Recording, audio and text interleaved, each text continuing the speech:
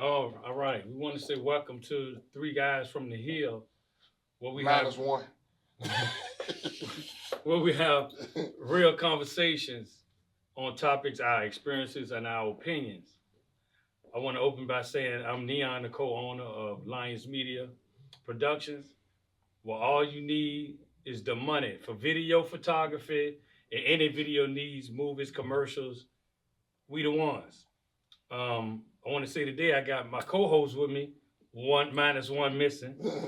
Um, introduce Yeah, yourself. Todd Morris from Churchill, owner of the Driving Teacher RVA. DrivingTeacherRVA.org is the email, the website, and then drivingteacherrva@gmail.com is the website. And we 13 years of experience. Been doing this for a long time. So if you need any driving experience or you need to learn how to drive, I'm your guy.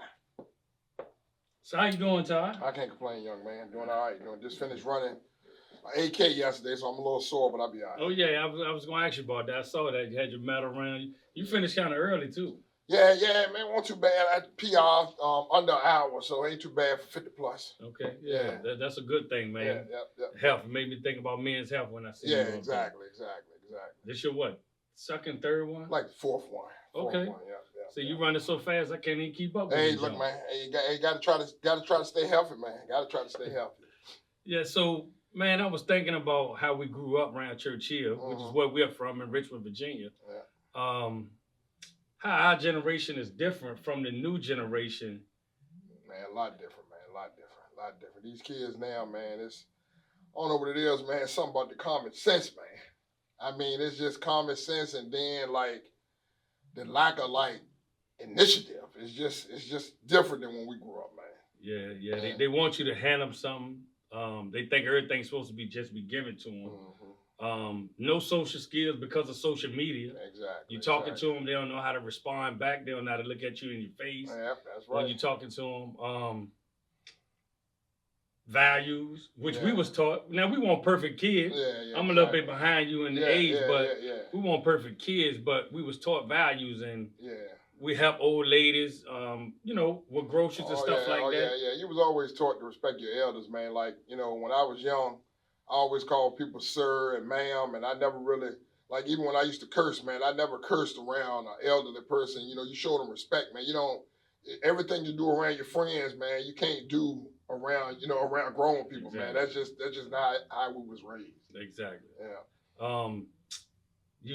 Another thing I noticed with them, you open doors for them, they won't even say thank you like you're supposed to do it. Like you're supposed to do it. That's exactly right. And then sometimes you try to talk to some of them. I don't know if it's from their upbringing or whatever. You try to talk to some of them, they don't really want to hear you. Now you find some good ones that will take that word and apply it. Yeah. But it's very few nowadays. That's true. I mean, when we was young, like, you listen to what elderly people said, and sometimes it kind of resonated as you got older, but you at least listen to what they said. He was like, all right, well, they told me to do this, and man, you know what, they was right. Let me sit back and think about this thing. But like, it seems like today's youth now, when you tell them something, it's like they can do it 10 times. Be like, man, I told you what was going to happen if you did that. You still did. They call your bluff. I want to say they call your bluff generation. There you go. You tell them something, they like, oh, okay. Yeah. But then when you see them again, you say, I warned you about it. You remember? Yeah, that's right. But I mean, I think also too, like we were talking about a little bit off camera, the lack of fatherly figures. I know me and my friends, man, probably about 7 or 8 close guys I grew up with. Ain't none of us had no father in the home. Like, we had father figures, people around the neighborhood, had our uncles and some grandparents and stuff. I know you say you grew up with your dad, but we didn't really have, we still had like a community to like help us when the dads didn't come around. Oh yeah. For whatever reason. Yeah, exactly. That happens. Like I have both my parents. Yeah, you lucky. Yeah, blessed. I still got it. Still got in some trouble, but my dad has straightened me up even in that. I thank God for that too, as far as him being there. Me and my brother talked about it. That if it weren't for him, ain't no telling where we would have been. That's true. That's true. in our life, and my dad is the reason why I am the way I am. Yeah. Um, Yeah, like I said, my dad and mom, they got divorced when I was young. I mean, I always see my dad at work. That's one thing I did get from him, his work ethic. And my grandfather, I always see him went to work and, try to do for their kids and grandkids and stuff like that. But you got a lot of people now, man. It's just like, man, they get them kids, they make them, but they just don't take care of them, man. It's just bad, man. I done worked 2-3 jobs to make sure my child support was paid. I feel you got to do it. It's one of them things is when you look at what you have in front of you outside of yourself, you realize this is something you got to do. The kids ain't asked to be here. Kids ain't asked to be here. Kids did not ask to be here. Yeah, they ain't asked to be here. And a lot of times women, especially in our generation, then they take you up for that child support. But they know what type of guy you was before you had the kid. They know you're gonna take care of your kid. Yeah. And then it just causes a disconnect between the man and the woman. But yet still, with our age group, we still didn't put the child in the middle. Mm-hmm. You know what I'm saying? Even though your child's mother, you might not have got along, you might have got a divorce, you might have split up, but you still can't. The child, that's not their fault. You still got to take care of your children. You still got to do that. You still got to do that. You still got to do that. And I think that the child support thing actually comes in out of anger. The woman feel like, oh, you left me. That's all right. I'm gonna put child support on you. What are some of the reasons why I did leave you? Yeah. And some guys, here's the thing that I learned. Yeah. Just because you're of age doesn't mean you're a man. Oh yeah, no question. You gotta your mentality gotta step up to that age. That's and true. some men didn't know how to be a man to raise the kids. You understand what I'm saying? Had a father in the house. Exactly. So it trickles down from that. You learn by example. A lot of things like I never seen a man fix a faucet. I never seen a man put sheetrock up. Yeah. You know what I'm saying? A lot of my friends, I admire them for learning how to do that stuff by themselves. But like I tell my wife now, I didn't have nobody to show me how to change no oil in the car. Yeah.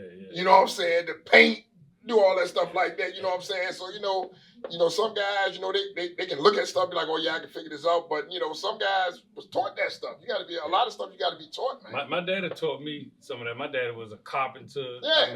My dad had bees. He made honey. Yeah. He used to make me climb up on the roof with him to try to get away from my fear. But I'm still scared of heights. Yeah. But climbing under houses, even at 13 years old, working over Southside some days, he said, you ain't going to school today, boy, you going to work with me. Yeah. Soldering pipes under the house. I ain't take up the trade, but, I could use it when I needed when to. You needed it, exactly. But another thing with these kids, man, you don't see kids really outside playing no more. Like, when we used to go to the playground, man, we supposed to be going to the playground to ball, and sometimes you never even get on the court, man. You stand around and have a good conversation, laughing and joking with your friends, and you don't miss your time to get in the game. That's right. But that's the kind of fun we had growing up at church here, man. We used to slide down hills on cardboard boxes. Yeah. We used to like a lot of abandoned houses used to be in church when we was young, man. We go get a mattress from somewhere and jump out the house. Jump on the mattress, thought we was in the Olympics or something like that, Olympic swimming or something like that. But it's just like, and then, we was together, we had a good bond and we did stuff together. But these kids now, man, it's just a different time, man. I want to say too, although we're going to take it to the music, we had some NWAs and stuff. Oh yeah. No that was question. gangster music. As we got a little older. Yeah, we got a little older, But we didn't let that music influence us to the point where we was trying to do what they was talking about in the music. It's just different. It's something different about the generation, man. But it's different. I wouldn't take nothing away from growing up in church. Oh, here, no question. No it's question. changed now. No question. But even though it's gentrified, we had white people in the neighborhood then, but they was cool. They was cool. But like we had a lot of lessons that we learned, and me and my friends, like we think about it as we got older and we talk about it a lot. Like we had one guy that was kind of like renovating the house, and me and my friends was like, instead of like looking at the guy and be like, why he moved in our neighborhood, why he moved on our block, we was like, man, you know what? We 10, 11, 12 years old. We need some money. We gonna go down here and see if this man needs some help. Yeah, yeah. You know, yeah. So we went down there. We moving lumber for him. You know, one of my friends, got busted in the head with child labor laws. We haven't been working for him, but we go down there every day. He, like, hey man, you guys, y'all want to make a couple dollars? Like, yeah, we want to make a couple dollars. We like when it snowed, we couldn't wait for it to snow. We went and got shovels. When it shovel people snow from the front of their house, you know what I'm saying? Asked them if they need anything. You know, went to the store for people, got bread, because we always learn how to hustle. And that's why me and my buddies now, we got so much stuff that we into because we used to hustling there since an early age, and it's like it was just instilled in us. Yeah. It was just instilled in us. Yeah. I mean, we seen some hustlers too, and we Oh, like yeah, the we nice seen some things real- yeah, we seen that some they real had. hustlers too. Yeah, So we seen some real hustlers too. so on the legal side, we wanted to get it legally to match, you know, what we saw. Exactly. And don't get me wrong. Now we seen some stuff that we ain't supposed to see. Yeah, Right? that too. We seen, you know, God rest his soul. We had a terrible dude around our neighborhood, man. That had all the fly cars, all the, you know, jewelry and stuff. He ain't working the buy shop, but we ain't know what he actually did. But we was like, ah, dang, how does this dude get all this stuff? Yeah. And he ain't Knew it was working coming nowhere. from somewhere. You know what I'm saying? And I think that too with kids, like that's as far as like by not having a father in the house, role models and stuff like that. Like the role models that you look up to, if you ain't got no father figure, you're gonna pick somebody to look up to. Yeah. You know what I'm saying? And if all you see is a drug boy with the fly car and all the girls stuff, like you be like, well man, that's the only way I can get it. Yeah. But like I said, we had a community of people that worked. You know what I'm saying? That we seen grind and still had nice stuff and had houses and stuff like that. We was like, you know what, man, still is another way that we can get this stuff. Oh yeah. We definitely had some role models. Like I was sharing with you too earlier, when we was walking with a group of guys or something, the neighborhood boy would say, "Hey boy, ain't you such and such son? Yeah. Come here. Yeah.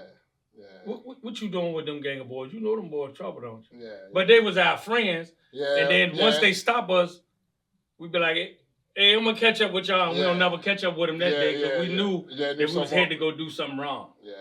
So one time we was at school, so the boy came to school. I ain't gonna say his name. He was a good friend of ours. Came to school, had a car. He was a little older than us, probably about 4 or 5 years older than us. So he had the car. So my grandmother seen me in the car. So we riding in the car, having a good time and everything, doing stuff we ain't got no business doing. So the next day, my grandma said, "Don't get in that car. That boy stole that car." I'm like, he got the keys to the car. How he steal the car, right? Yeah. So me and my brothers was like, man, he got the keys to the car. You know where in the world he stole this car? Next thing you know, I get in the car again, and luckily by the grace of God, we go up Broad Street and we cashing our checks. And I was like, well, man, let me out. I'm gonna go to the bank. And they went to the check cashing joint. So I'm sitting there waiting for them to come there at Broad Street. I said, man, I'm going Cavalier, man, give me a shirt. I go in Cavalier, come back out.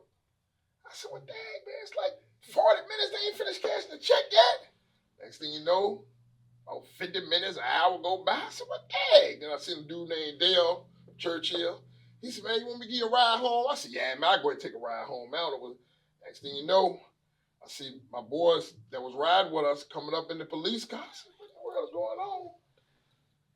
Dude had stolen the car, man. I was like, man, my grandma knew what she was talking about, man. I was like, stole the car with the key. Had the keys. And then we asked them, like, you know, you ask little questions like, your uncle let you keep the car? He said, man, my uncle said, as long as I keep putting gas in the car, I can keep it. I said, that sounds right to me. I'm like, all right. I was like, but dang, that still don't sound right. Your uncle let you keep the car. I can keep putting gas in it. So the uncle ain't got nowhere to go. Yeah, the uncle ain't got nowhere to go. But I was like, man, sure enough, man, that's one of them life lessons I learned. I was like, yeah, my grandma told me that car was stolen.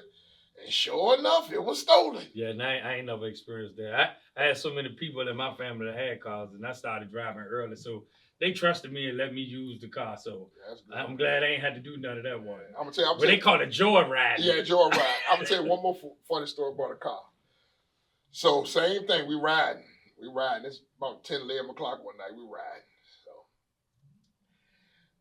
boy going down Lee Street doing about 70 miles an I'm in the back like a fool. I'm like, man, I try to tell him slow down. I said, man, come on, man, slow down. He was like, man, whew, gone. Next thing you know, we go past a cop. So we get past the cop. He's like, man, you think the cop gonna pull me over? I said, man, you going 7 miles an hour, 25 miles an hour. You gonna get pulled over. So when they pull us over on 25th Street, we can pull over. So the head, once again, being young and dumb. So my boy up front, I'm in the back, boy driving. Boy driving ain't got no license. And he got a capers on him. Great God Almighty. Man, I need to use your name. I need to use your name. I said, man, he's like, man, it's like a week before Christmas, man. I can't get locked up. I said, all right, man. I said, look, man, my name's so-and-so-and-so. All right. I said, so-and-so-and-so. He knew my first name. I kept telling my last name. So my other boy, he over there laughing. Yeah. So cop pull up, 2 of them. Get driver's license. He said, well, I ain't got it with me. So what's your name? Tell him my name. I said, all right, he good. So the cop go to the cop car, come back. He said, how tall are you? I said, uh-oh. But the boy was about 5'9", right? About 5'9", 5'10". He said, get out the car. Get out the car. He said, man, you don't look no 6 foot tall. The other cop was like, I mean, you know, people lie on their driver's license. Then he said, what's your name, man? He told him. He said, what's your middle name? I said, I said, I ain't give my middle name. I said, he going to jail. Now, I ain't thinking that he going to ask me for no ID. He said, man, my name's so-and-so-and-so. He said, oh, you lying to me. Cuff him. So I'm sitting in the back. I'm like, God dang it. I done gave him one of my boys' names. Yeah. So I called the other cop over to the side. I said, look, man. I said, man, my girlfriend at home pregnant, man. I said, man, I ain't got no business out here, man. I said, I'm the guy who he gave it. Now he said, oh, you lying too. I said, oh my goodness. Everybody caught up. Man, I get out the car, man. I said, man, he said, you got a license? I said, yeah, man, I got a license. I show him my license. He said, man, y'all take this car back to where y'all got. He said, you know I can lock you up for false identification. Yeah. I said, yeah, your officer, I'm sorry, man. He said, man, take this car back to where you got it from. Get in the car, they lock him up. Me and my boy ride. He told me, man, we still going to the club. I said, man, I'm going home. Yeah. I'm going home. I done got out of this. I'm going home. Yeah, that's it. Yeah, I learned my lesson. I'm going home.